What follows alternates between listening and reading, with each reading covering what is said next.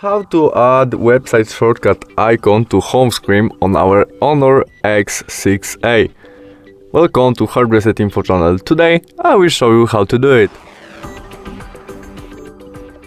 To add our website shortcut icon, we must go to the Google Chrome, where we go to the website which we want to add to our home screen.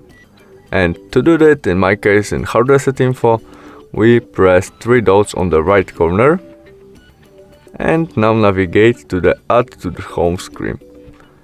We choose it and there we can change name of our shortcut icon.